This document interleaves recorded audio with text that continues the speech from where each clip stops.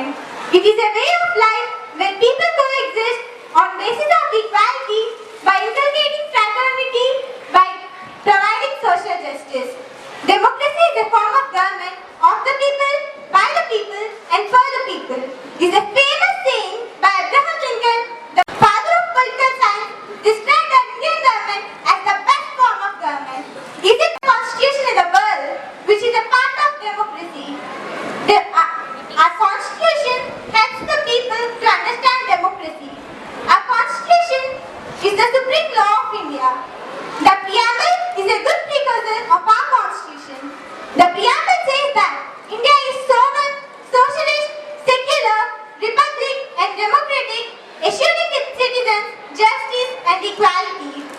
Sovereignty means the supreme power. If sovereignty is vested in single person, it is monarchy. And if sovereignty is vested in all the people, it is democracy. Socialist means providing all people security, full employment, education, health, housing, and the political, economical, social empowerment of the people by vastly improving the living conditions of workers, peasants, and the hitherto marginalized sections. No exploitation on basis of caste, creed, religion, etc. India is providing all these and it is a democratic country. Secularism is the main aspect in a democratic country. It is to create a society where people who belongs to any religion or people who doesn't belong to any religion can live peacefully together. Like in India, you can be a Hindu, you can be a Christian or a Muslim or a Sikh, etc. It is a way of life where people coexist on basis of equality. Republic is to create a society. Republic is to create a society where there is no queen or king ruling over us. It's a person like one of us who is ruling us. And democratic is the fact that we the people, for the people, for the people. Indirectly, it says ruling over our country. The right to vote is a main feature in democracy. It Hello judges, my worthy opponents and you, my dear friends. Myself Lakshmi Priya and my team is going to speak against the proposition. That is, democracy is failure in India. As my honorable opponent said that democracy is a government of the people, by the people, for the people. It is a famous well-known definition given by Abraham Lincoln on democracy. But this passage of time, we have a new definition on democracy, and it is democracy of the politicians, by the politicians and for the politicians. This definition may not be applicable to any other democracy in the world, but it is 100% applicable to our Indian democracy. In India, democracy lost its dignity due to the politicians who are entering into politics only for their benefit. My dear friends, we got independence in 1947. We drafted our new constitution in 1950, and this is the year 2020. But still, we can find high poverty rate in India, high unemployment rate in India, high criminal rate in India. Is this the real success of democracy? Still India is a developing country, and the major reason for this is we are electing our leaders simply by voting. Yes, I am talking about our elections. To give his or her vote, first, a country citizen should be well educated and should be aware about the rules and rights in the constitution. Then only he or she can cast a proper vote and be a responsible citizen. In our country, no one bothers about the politicians' minimum education or character. I would like to ask a question to you all. How many of us are fairly electing leaders without basing upon their caste, creed, or color or gender? The answer is no one. Because of this situation, there are many bad consequences in our life. Let me give a best example for this. If you have to go to America along with 500 people with you, then how would you choose the pilot? by voting or by the help of experts? By the help of experts, right? Then think carefully. For just 500 people, you will choose a well-educated person, well-trained person as your pilot for just some time journey. Then for the country which rates the second highest population of the world. Can you hear that? Second highest population of the world. How can you choose leaders simply by voting? The another foolish thing of our democracy is it gives every voter a chance to do something stupid. Yes, the best example is the first 5 general elections itself. In the first 5 general elections, the Congress party came into power with absolute majority and formed its government in central and in state levels. At that period of time, that means from 1950 to 1971, we saw the party dictatorship. Is it a real democracy? Is it a real democracy? At that time, the opposition leaders were arrested. The public mouth and the freedom of press was shut down. Is it a real independence? No! If for this type of country our freedom fighters have sacrificed their life for us? No! And do you know the major reason for this? At the time of first 5 general elections, the literacy rate of our India was just 12%. And you have to notice that till now in our country this situation is going repeated. Where a party comes into rule for 10 years, 20 years and even sometimes for 25 years. Is this a real democracy? No! In short, no democracy will be succeeded until there is a widespread education and enlightenment among the people. But in our country, till the literacy rate is nearly 79%, then what about others?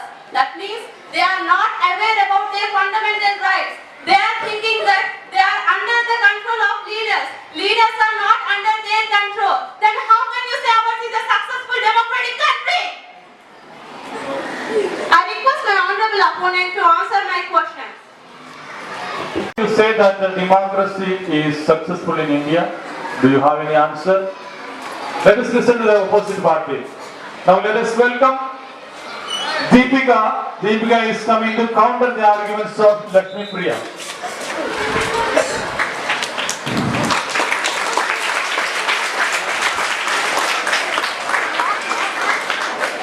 Good afternoon, respected moderator, esteemed panel of judges, my worthy opponents, and my dear friends. I am here to speak in favor of democracy is success in India. Here is a brief information about the welfare of the people in India. I partially agree with you what my opponent says, but the government of India has come up with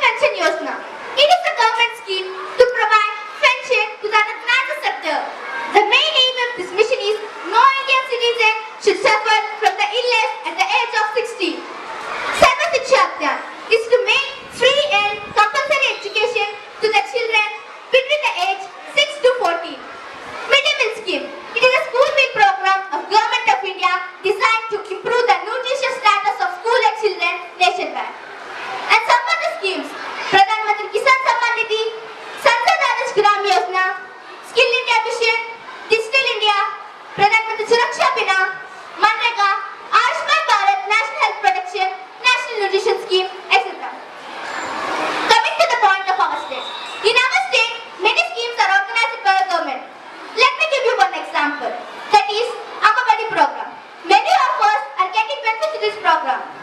These schemes not only helped Indian citizens but also contributed a lot to country's economy. All these schemes are for the sake of the people. We can experience all these schemes in our daily life. Today, we are enjoying all these schemes due to the democracy, which is a form of government, has only had power to secure the people of social welfare. Then how can you say that the democracy is not a successful democracy when all these schemes are implemented in our country? I strongly believe that India is a democratic country and will be a democratic country. I request my opponent to answer my question. Thank you. Good afternoon, respected moderators, esteemed panel of judges, my commendable opponents, and you, my dear friends. Myself, Shrishna Panda, and I am here to speak against the proposition, and that is, democracy in India is a failure. My commendable opponent said that as a successful democratic country, but I completely disagree with this statement. Because in our country, people elected representatives, that means they are the indirect leaders of our nation. But in the same time, many of them, that means our indirect leaders, are unable to secure minimum requirements of life like food, shelter, clothing and education. Yes, I am talking about poverty in India. Sorry, rural poverty in India. And I said it as rural poverty because many of the poor people who are illiterate live in villages itself.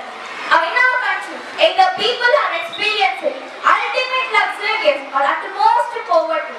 In our country, there are so many millionaires and Ambanis, but no one helps the poor. As per the findings of 11th National Development Plan, more than 300 million people in our country are labeled as poor. Our country is well known as Gaon Pradesh. That means many people in our country live in villages itself. The farmers who are backbone of our country live in villages. Not only farmers, but also many artisans like basket weavers, potters, plumbers, etc. who are illiterate do live in villages itself. But in our largest democratic country, their position is becoming worse day by day. And there are two main reasons for this. The first thing, they are not at all aware of their fundamental rights. And the second thing, the leaders in our largest democratic country don't think that the development of these people is much more important. By this, how can we say that our country is a successful democratic country where the equal development is not distributed throughout the country? Let me tell you one example. If government releases any scheme for them, half of the profit is taken by the middlemen who are well known as underground black barbers. And because of the villages unawareness of these schemes, they are not able to ask to government, which comes under the Right to Information Act. Is this the real success of democracy? Is this the real success of democracy? And another main reason for poverty is many people are extensively dependent on agriculture. Even though we got independence in 1947, till now there is lack of proper infrastructure, proper sanitation, communication and education. And because of this, farmers are not aware of the present day technology. It is becoming tough to carry on agriculture for them where there is no proper irrigation facilities, no loans, no pesticides and no current supply. Still, we can see the same situation in many parts of our country where the farmers are standing a long day to get some seeds and pesticides. And this situation is getting so bad that many farmers are coming into suicides. Is this a real democracy where the farmers who are backbone of our country are coming into suicides every year? This makes the production less and lack of food in our country. It gives rise to malnutrition in our country. It will be good to listen that our country is the largest democratic country and developing day by day. But when we see the condition of these people in villages, we find that they are the poorest in our democratic and becoming much poorer because of the capitalism. From our ancient times, villages are the roots of our nation. But the villages only are not properly developed. Until the villages are not properly developed, how can we say that our country is a democratic country? There are many rules for giving employment to poor people like Minimum Wages Act, Manrega and etc. But they are not working properly in villages.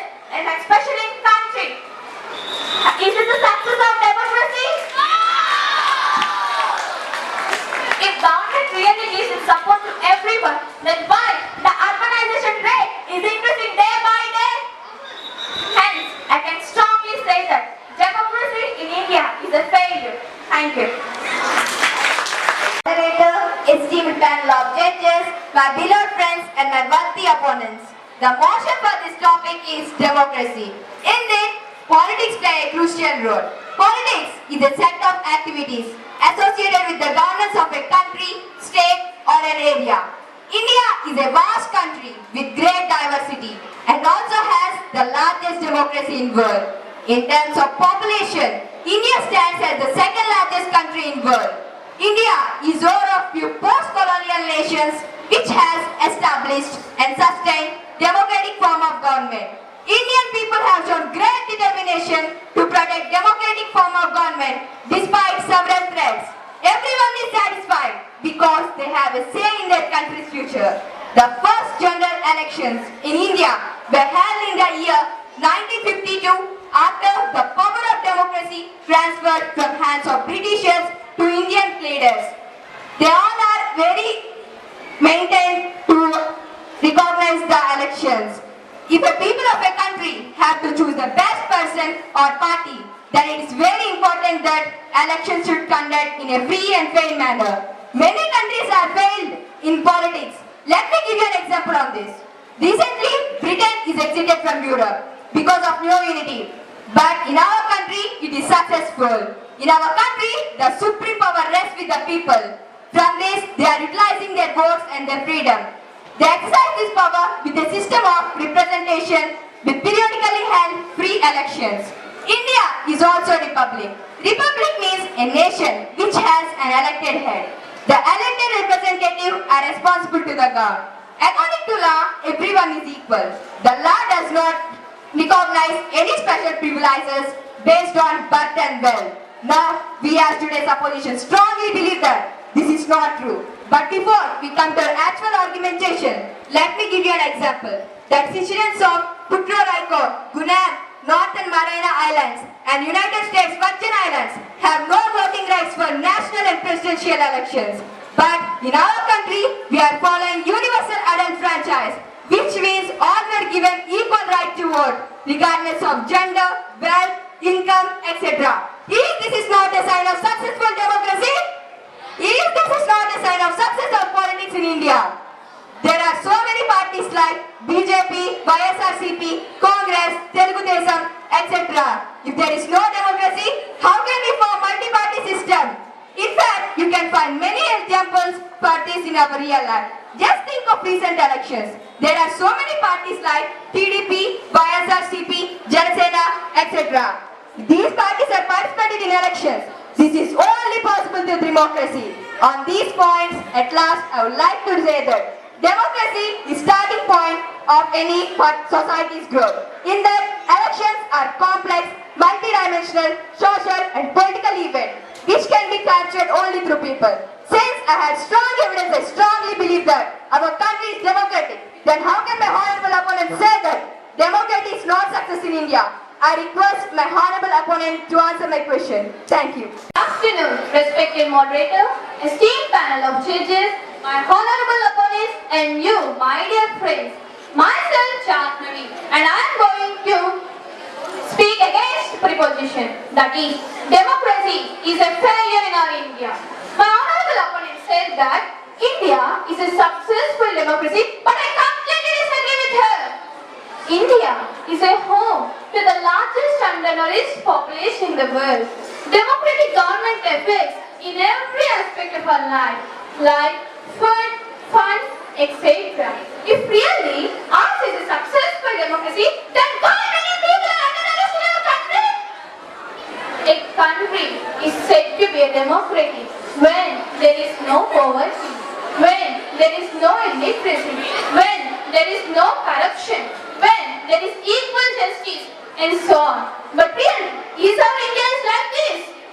The poorest and worst situation of our country is many people are below poverty line, where they can't afford even the basic needs like food, water, shelter, education, electricity, transportation, etc. Do you know, in our country, 194.4 million people are suffering with starvation. Every day, more than 5,000 children throughout India are dying of malnutrition. I would say that the government is not releasing funds to these people, but the middlemen among them are not According to your constitution, everyone has right to be provided with all the government schemes related to them. But when only few of them were being provided by these rights, how can you say it's a successful democracy where the equality is not found? And now, one of the most significant basic needs in this present trend is education. And each people are able to have this fundamental need. But as an Indian, it is shame to say that 287 million illiterate adults in the world are Indians. Do you hear this? Nearly 287 million illiterate adults in the world are Indians. Wow, how great a successful democracy is. In according to the Constitution, 45th and 46th of the Directive Principle instructs the state to ensure that all citizens should receive free education. Then why are Indians lagging back in education? Do you know one of the main reasons for the failure of education is reservation system? Let me give you an example on the basis of reservation. When a student applies for admission in any university, the admission forms are filled with questions like, are you SC or ST or OBC or general category? How does it matter which category does he or she belongs to? A category can't decide whether he is eligible for admission or not. And by this example, we can clearly say that education should be given to the people in equitable manner. Not only in education, seats distribution in parliament and jobs, we still find the reservation which is leading to unemployment too. Due to these reasons, our youth are habituating to alcohol, drugs, falling into depressions and committing suicides. Is this a real help? Is this a real success of democracy in India where the future citizens of India are not getting the support of government? Friends, there is a saying of our ancestors that health is wealth. But nowadays, in our India, it is becoming a business for the private sectors to raise the cost of medicines. In fact, barely 20% of the population can afford the cost of medicines during their requirement. Where does the remaining 80% of the people would go? My dear friends, do you know why the poor people who knows that they can't afford for the private hospitals are also visiting it? Yeah, it's the reason because of the lack of the government facilities. Then why the government is not providing the facilities or is not trying to provide? Is this a real help if it is provided by government? Our democratic country will be succeeded when only the government acts on their behalf. But people in the government feel that they are doing a charity by providing the welfare of the poor people and feel that the resources used for this is a burden on the government. However, when we recognize that it is the fundamental right of all the people, it becomes the primary duty of the government to ensure these rights. Until then, the democracy stays a failure itself and still our India remains a developing country, not a democratic country. And at last, I would like to request my honorable opponent to please answer my question. Thank you. Good afternoon, respected moderator, esteemed panel of judges, worthy opponents, and my dear friends. I'm here to speak in favor of democracy, a success in India. Let me give you a vivid picture about the pros of democracy, that is, rights are provided to the citizen and acts were implemented for the protection and welfare of the citizen. Rights are reasonable claims of persons. These claims were protected by law. All of us would like to live happily without being made to feel inferior. Similarly, we have the responsibility to allow others to enjoy their rights as well. Our rights come with the responsibility to respect and protect the other person's rights as well. The concept of equal rights has been a changing one. We have seen elsewhere that not everyone was treated equally all the time. Black people were treated as slaves. Women were not given the right to property, and so on. But today, we consider these as unjust and violation of that person's right. Is this democracy not a success in India? Rights also become significant in the context of democratic systems. Democratic systems strive to preserve equal ground for all. They allow people to express their opinion and make choices, including the choice of being represented by the people they believe in. This choice is called a vote. Democracy safeguards not just the majority, but also the minorities. Democracy is placed for all, whether the majority or the minority on the same plane. Indian Constitution ensures that each person's rights are irrespective of caste, creed, gender, religion, race are protected. However, there are some rights which are so fundamental to the personhood that they have been given statutory and guaranteed in the Constitution. They are known as fundamental rights. Fundamental rights find a place part 3 in the Constitution of India. Indian Constitution has provided many rights to the people to protect the fundamental rights. Right to equality, right to freedom of religion, right to constitutional remedies, right to education and culture, right against exploitation. These come under the fundamental rights. Let me give you examples from the fundamental rights that they are so fundamental to the welfare of the people. They are right to equality and right to freedom. Right to equality.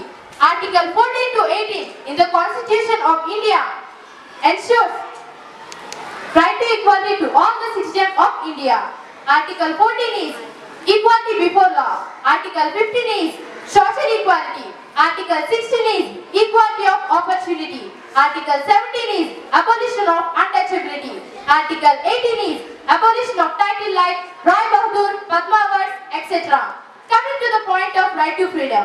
Right to freedom guarantees so many rights on the basis of freedom. The first one is freedom of speech and expression. The second one is freedom to assemble peacefully without the arms.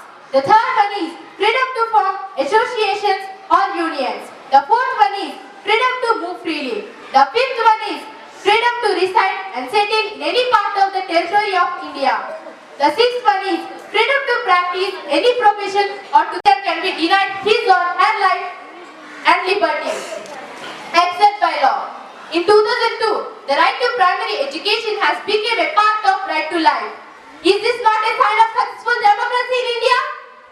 Not only these fundamental rights, but also there are many acts were implemented for the protection of the people. Let me give you examples from the acts. Take examples from Women Protection Acts. There are many women protection acts like Prohibition of Child Marriage Act in 2006, the Dowry Prohibition Act in 1961, the Immoral Trafficking Act in 1956 and amended in 2006.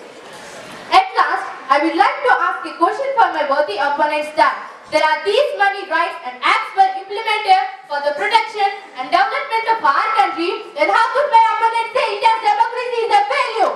I think my opponents will answer my question. Thank you everyone. Democracy, the freedom to elect our own dictators. Good afternoon, respected moderator, esteemed panel of judges, my worthy opponents and you, my dear Dieselites. Myself Premila and I am here to talk against the proposition that is, democracy in India is a failure. My renowned opponent said that India is a successful democratic country, but I completely disagree with that. Because a country is said to be democratic when all the rules and rights which are mentioned in its constitution are found to be followed in that country.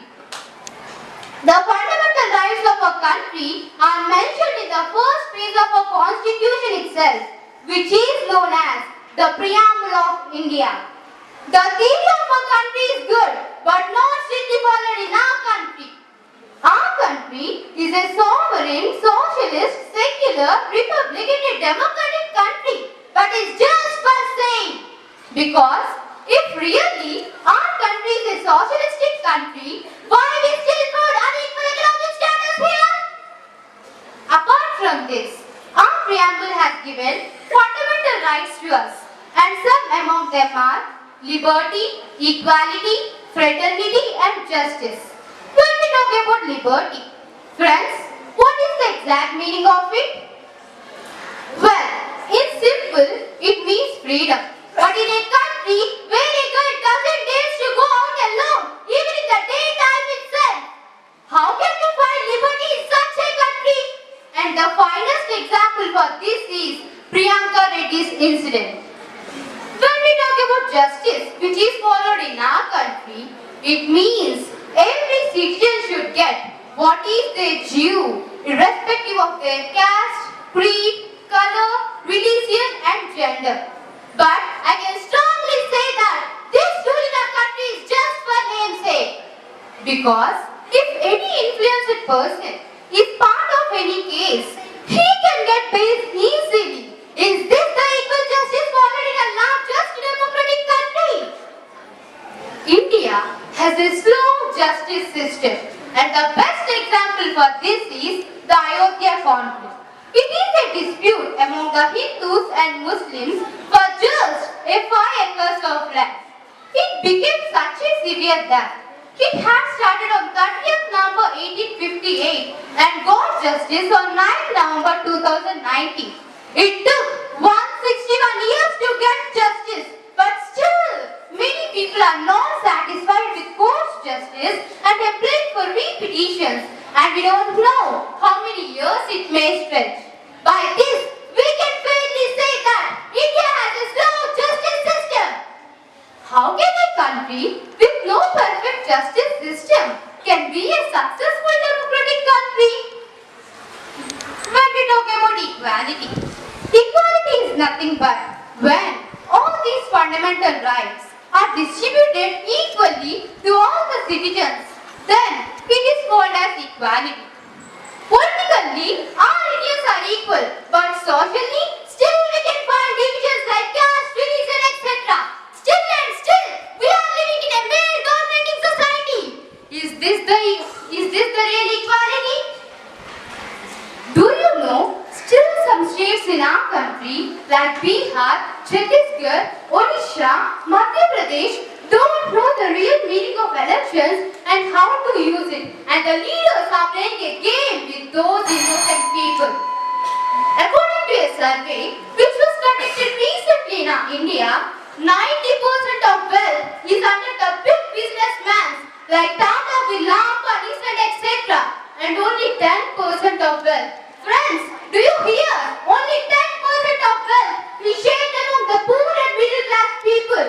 Is this the real condition of our country which our ancient leaders want to see? In present day world, democracy is a great word which has its unique meaning. But this unique meaning is not contributed to India at all and at all. Democracy typically is such a mirror in which we can see our images clearly. But in India, this mirror is serving as a door to a dark room in which our representatives are furious to take decisions for their personal interests and how to acquire power and property of the people in the name of the people. Wow! Let's clap here. To acquire power and property of the people in the name of the people. Finally, I conclude that, as I have said, the main fundamental rights itself are not performing properly in India, then how my renowned opponent can say India is a successful democratic country? Thank you. Our justice system is very slow. We have to wait years and years, decades and even centuries to get the justice implemented. Also, there is no equality found in India. So I don't know. Her speech, she has put forward her points, but I am sure Siri from the opposition party has another 2 minutes to counter all the arguments. So Siri, it is your time. All the best. Last 2 minutes. Listen eagerly. Last but not least, we can say that a democratic environment is very essential for a successful functioning of democracy. For developing this environment, all the people should give importance to democratic methods. Every citizen should make it a habit to think freely, to express his or her opinion clearly, to respect others' opinions, to participate in taking decisions through discussions, to behave in a responsible manner, to cooperate in implementing these decisions, and to work for the development of the country. Then only democracy will flourish. Thank you.